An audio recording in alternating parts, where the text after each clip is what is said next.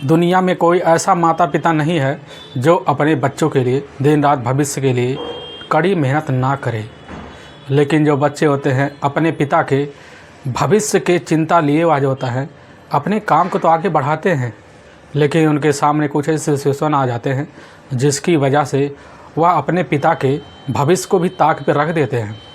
जिसके बाद वह जो काम कर जाते हैं, इसे सुनने के बाद तो उनके घर वाले भी परेशान भी हो जाते हैं। आज की घटना में सेम ऐसा ही हुआ। अपने पिता के ही खिलाफ जाकर एक लड़का और एक लड़की इस तरह अपना प्यार का इजहार कर लेते हैं, जिसके बाद वह एक दिन इस दुनिया को छोड़ के चले भी जाते हैं। लेकिन जब लोगों के सामने सच्चाई निकल के आता है, इससे सुनने के बाद हर कोई हैरान और परेशान भी हो जाता है। आखिर क्या था इस घटना में? इस घटना की आप पूरी सच्चाई जानने के लिए इस वीडियो को आप लास्ट तक ज़रूर देखिएगा। नमस्कार दोस्तों, मैं प्रदीप कुमार आपको इस स्टडी बात चैनल पे मैं स्वागत करता हूं। दोस्तों आज की जो सच्ची घटना है, यह घटना है उत्तर प्रदेश। और उत्तर प्रदेश का एक शहर पड़ता है कानपुर शहर, और ठीक उसी के पास एक कस्बा लगता है अकबरपुर।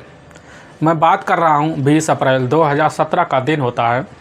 उसी अकबरपुर कस्बे में एक जिला अस्पताल होता है, और ठीक उसी के पास जो होता है, जस्ट उसी के बगल में ही एक नया मकान बन रहा होता है। और वह मकान होता है शिव सिंह उर्फ मक्कू सिंह का। वह अपने मकान देखने के लिए आते हैं सुबह सुबह के टाइम में, और जैसे ही दरवाज़ा खोलते हैं तो अंदर जाके देखते हैं कि जो हादसा है उसे देख कर वह भी दहल सा जाते हैं कि देखते हैं कि दो लोग मृत अवस्था में पड़े हुए हैं, और दोनों एक लड़का और एक लड़की है। दोनों का हाथ जो होता है एक हाथ में जुड़ा हुआ होता है। तुरंत ही अब शिव सिंह काफ़ी उसी समय एक सदमे में से आ जाते हैं। आने के बाद वह जो होते हैं हल्ला गुल्ला लग जाता है, आस पड़ोस लोग इकट्ठा हो जाते हैं। सभी इकट्ठा होने के बाद वह मामला काफ़ी जो होते हैं शिव सिंह काफ़ी गंभीर समझते हैं। इस मामला की सूचना जो होता है तुरंत ही अकबरपुर कस्बे में दे देते हैं। वहाँ के थाना प्रभारी होते हैं AK सिंह। तुरंत ही जैसी खबर पाते हैं तो अपने दल बल टीम के साथ वह जो होते हैं शिव सिंह के उसी नए मकान में पहुंचते हैं। देखने काफ़ी भीड़ लगी है, उस भीड़ को हटाते हैं। तो जैसे ही हटाते तो वह नज़ारा देख के तो वहाँ भी दंग सा रह जाते हैं कि देखते हैं कि वहाँ पर एक लड़की पड़ी हुई है जिसकी उम्र लगभग 18 से 19 साल के बीच है, और एक लड़का पड़ा हुआ है जिसकी उम्र लगभग 23 से 24 साल के बीच है। दोनों का जो हाथ होता है एक ही हाथ में जुड़ा हुआ होता है, लेकिन एक के हाथ में एक जो होता है बोतल होता है जिसमें केरोसिन भरा होता है, और एक लड़की का जो हाथ होता है उसके हाथ में बाएं हाथ में भी एक बोतल होता है, उसमें भी केरोसिन भरा होता है। इंस्पेक्टर साहब को समझने में देर नहीं लगती कि आखिर इनकी हत्या किस वजह से हो गई। अब पुलिस सोचने लग जाती है कि हत्या तो नहीं है, इन्होंने खुद लग रहा है आत्महत्या की है। पुलिस उनके जो होता है काफ़ी इर्द गिर्द देखती, कहीं ऐसा तो कोई सुराग नहीं है जिसकी वजह से इनकी हत्या की गई हो। पुलिस उस कमरे की तलाशी लेती है, लेने के बाद लोगों से पूछताछ करती है। तभी पता चलता है कि वहाँ पर एक बैग पड़ा हुआ है। उस बैग को खोल के देखते तो पता चलता है उसमें जो होता है इंटरमीडिएट का मार्कशीट होता है, और साथ में जो होता है BSc का भी मार्कशीट होता है, और परिचय पत्र होता है, और साथ में सरकारी अस्पताल का OTP पर्चा भी होता है। और पता चलता है पर्चा जो है यह लड़की का है, और इस लड़की का नाम है रोहिका। पुलिस जो समझ जाती है इस लड़की का नाम रोहिका, लेकिन इसका पता नहीं लिखा होता है। पुलिस जो होती है अब लड़के की तलाशी लेना शुरू कर देती है। जब तलाशी लेने लगती है तो उसी के जेब में जो होता है एक मोबाइल निकलता है। उसी मोबाइल को पुलिस देखती है तो उसको जो है तुरंत ही जैसे ही आप रहता है तो उसको ऑन करती है तो उस पर घंटी बज जाता है।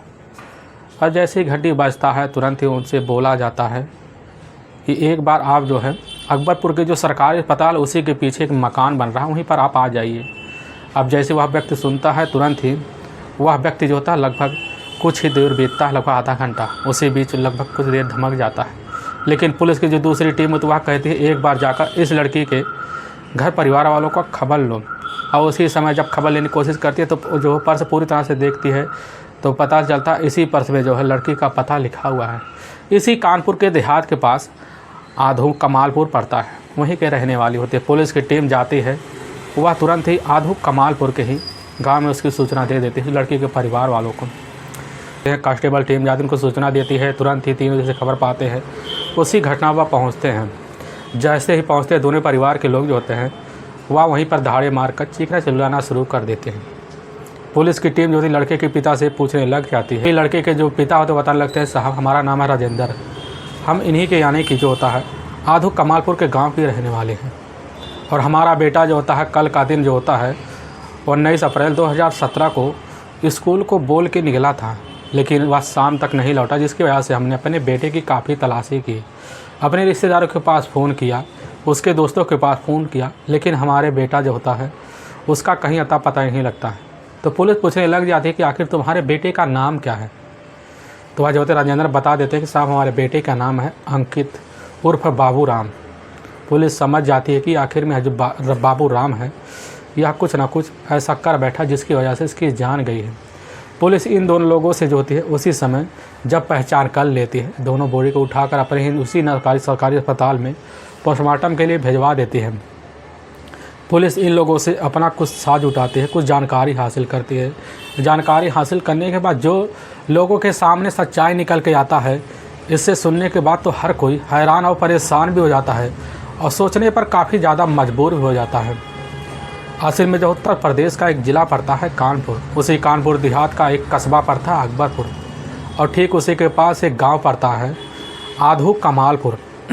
वहीं के रहने वाले होते हैं अजय कुमार। अजय कुमार जो होते हैं आसाम में ही मौके पर सेना में उनकी तैनाती होती है, लेकिन छुट्टी वक्त जो होता है वह घर पर आकर बिता रहे होते हैं। और इसी सरकारी नौकरी की वजह से उनके घर में काफ़ी आमदनी भी होती थी। और जो होते हैं अजय की पत्नी का नाम होता है सुनीता। उनके टोटल 2 बेटियां होती हैं, जिसमें बड़ी बेटी होती है वह होती है रितिका, और जो सबसे छोटी बेटी होती है वह होती है रोहिका। अब जो होती है बड़ी बेटी जो होती है मौके पर रितिका की शादी उसी समय उसके घर परिवारों ने काफ़ी अच्छे तरीक़ों से कर दिया होता है। और घर में वह सिर्फ अकेली लाडली बचती है, वह बचती है रोहिका। रोहिका अपने घर में काफ़ी अच्छे तरीके से रहती थी। रोहिका पढ़ने भी काफ़ी अच्छी थी और देखने में भी काफ़ी खूबसूरत भी थी। पैसे की वजह से जो अपनी बेटी की पढ़ाई जो होता है अपने इलाके में इंटरमीडिएट में कराने के बाद जो होता है उसी समय वह एक डिग्री कॉलेज होता है वही अकबरपुर इलाके में, उसी कर अपनी बेटी का दाखिला भी करा देते हैं।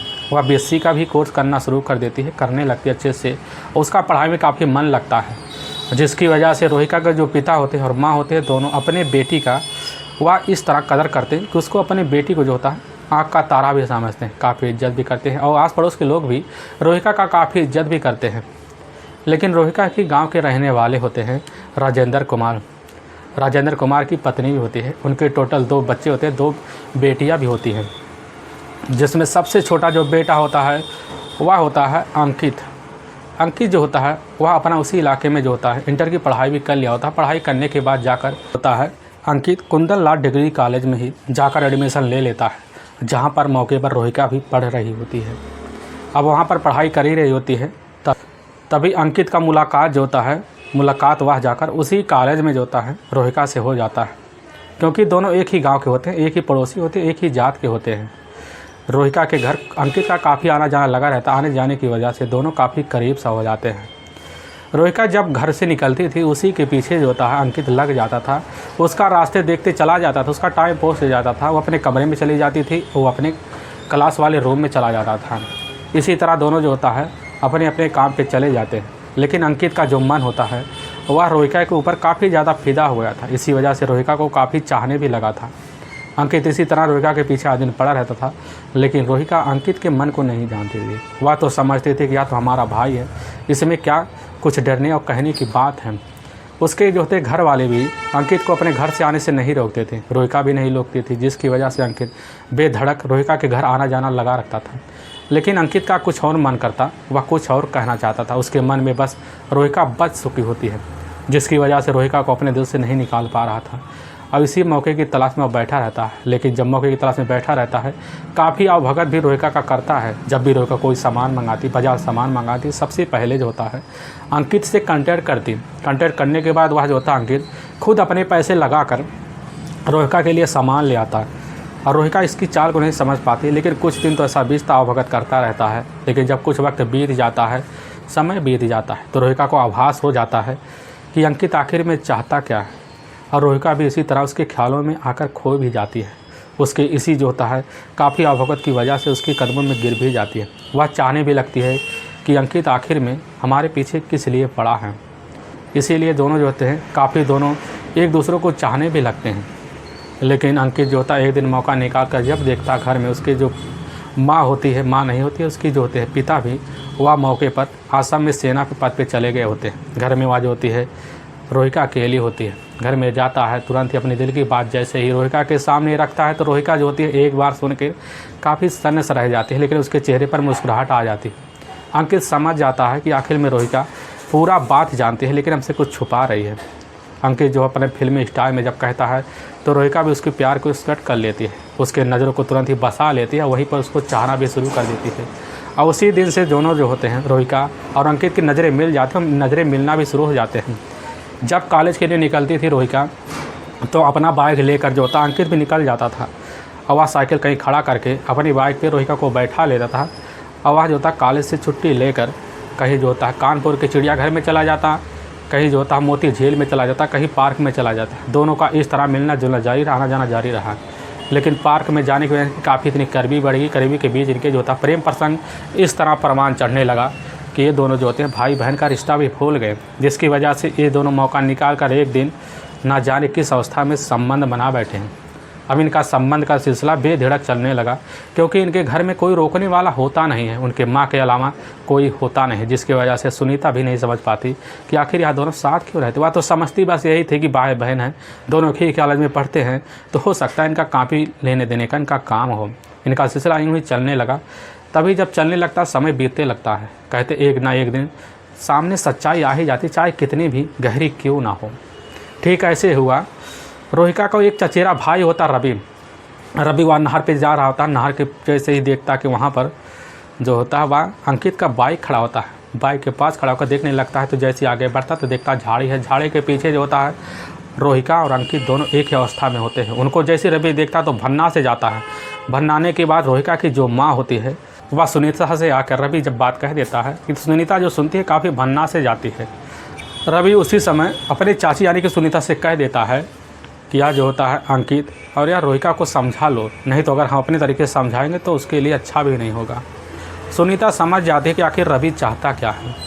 सुनीता जब काफ़ी बेधड़क होकर वहाँ बैठी रहती और जैसे ही रोहिका आती है तुरंत ही उसका हाथ पकड़ के उसको कमरे में ले जाती, उसको समझाती है कि तुम्हारे पीछे जो चल रहा है यह सब हमें पता है। और वहीं पर काफ़ी जो है टाट पड़क कर रोहिका को समझाती है और समझा बुझाकर उसके साथ काफ़ी जो है बेरुखी से पीछे आती, उसको कहती है कि अगर तुम्हारे पिता को पता चल गया तो तुम्हारा जो होता है यार बीएससी का जो कोर्स है इसको भी बंद करवा देंगे, और उसका जो है जो बीकॉम का आखिरी साल चल रहा ना उसका भी बंद करवा देंगे। सुनीता इस बात को सुनती हुआ समझती है आखिर किसने हमारी माँ को यह सूचना दे दी।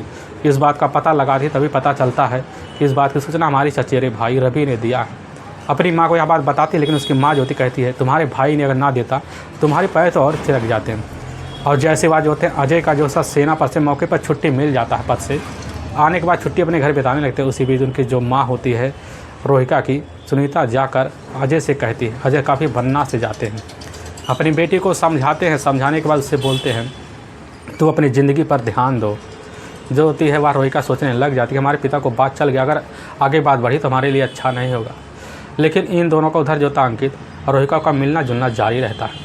इनका प्रेम प्रसंग तब भी जारी रहता, और जब मौका देते तब ना बाहर घूमने के लिए निकल जाते हैं। लेकिन रवि ने जब दोबारा पकड़ा तो इसकी सूचना सुनीता को दी। सुनीता ने तुरंत अपनी बेटी पर काफ़ी ज़्यादा पहरा लगा दिया। अब रोहिका घर से निकलना उसके लिए काफ़ी दुश्वार से हो गया था। अब फ़ोन पे इसकी सूचना जो होता है अजय को भी दे दी, जिसकी वजह से अजय अपनी बेटी का पढ़ाई वहीं पर रुकवा दिया। कहते हैं जब परीक्षा आएगा तभी रोहिका बाहर जाएगी। इसी वजह से रोहिका जो थी अपनी जो है मिलने के लिए आशीष से काफ़ी बेकरार रहती थी। काफ़ी बेकरारी की वजह से अंकित भी रात की नींद नहीं सो पाता था। इन दोनों का प्यार का प्रभाव इस तरह चढ़ चुका था कि यह दोनों कुछ भी करने के लिए तैयार बैठे रहते हैं। इनका हाथ इस तरह बढ़ गया कि अंकित जो होता है मिलने के लिए काफ़ी तरीका भी ढूंढता है, लेकिन वह हर तरीके में फेल भी हो जाता है।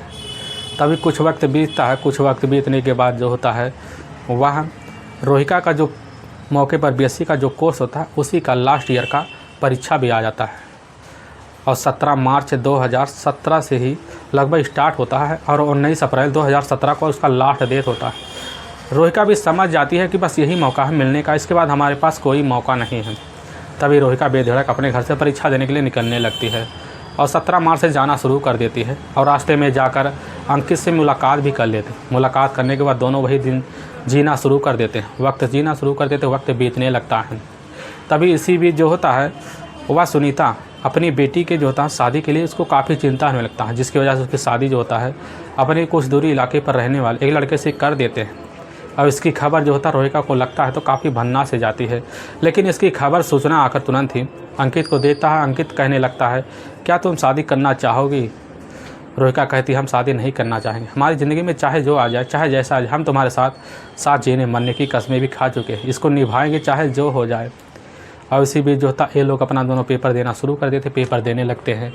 जैसे लगभग 2 दिन पेपर का रह जाता है, यानी कि 19 अप्रैल 2017 का वह लास्ट दिन होता है। ठीक 17 अप्रैल 2017 को उसी समय जो होता है रास्ते में आ रहे होते हैं, तभी वह कह देती है रोहिका अंकित से कि हमारा जो होता है परसों लास्ट डेट है, इसके बाद हम नहीं मिल पाएंगे, हमारे पिता आएंगे घर और हमारी शादी जल्द से जल्द तय करवा देंगे। हमारी शादी हो जाए लेकिन हमें निकलना काफ़ी मुश्किल सा लग रहा है। उसके बाद जो होता अंकित कहने लगता कि हमारे पास रास्ता क्या है। रोहिका कहती है, क्यों ना चले, हम भाग चलें, और इसीलिए वह प्लान भी बनाते हैं। तभी पेपर जैसे 19 अप्रैल 2017 को ख़त्म होता है, उसी बीच जो होता है घर में आती है।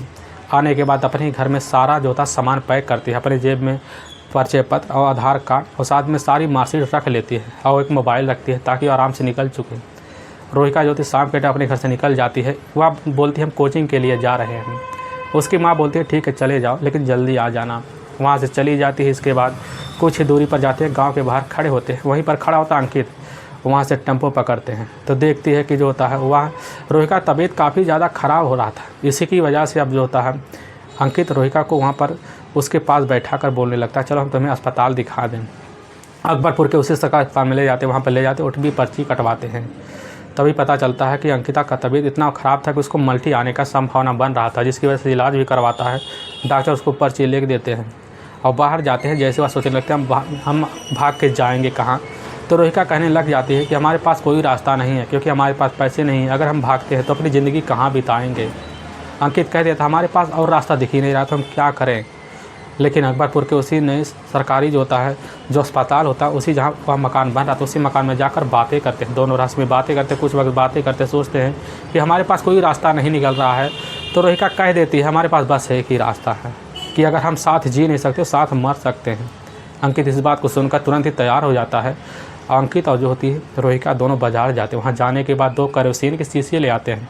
शीशी ले आने के बाद उसी कमरे में बैठते हैं। लगभग 2 घंटे का वक्त बीतता है। रात में लगभग 12 से 1 बजे के बीच होता है। दोनों मिलकर प्यार का इजहार करने के बाद जो होता है दोनों वहीं पर वह केरोसिन अपने अपने शीशी सहित पी लेते हैं। पीने के बाद जो होता है कुछ देर बाद अपनी इस दुनिया को छोड़ के चले जाते हैं।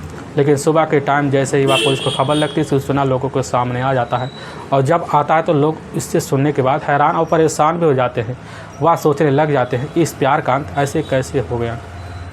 दोस्तों, हमें इस घटना का उद्देश्य किसी को परेशान करना नहीं है और ना ही किसी को दिल को ठेस पहुंचाना है। बस आपको यह बताना है कि आप जहां भी रहें आप सावधान और सतर्क जरूर रहें। दोस्तों, अगर आपको वीडियो पसंद आ रहा है तो इस वीडियो को आप ज़्यादा से ज़्यादा शेयर और सब्सक्राइब जरूर करें, जिससे हम आपके बहुत आभारी रहेंगे। फिर मिलेंगे एक नए एपिसोड के साथ।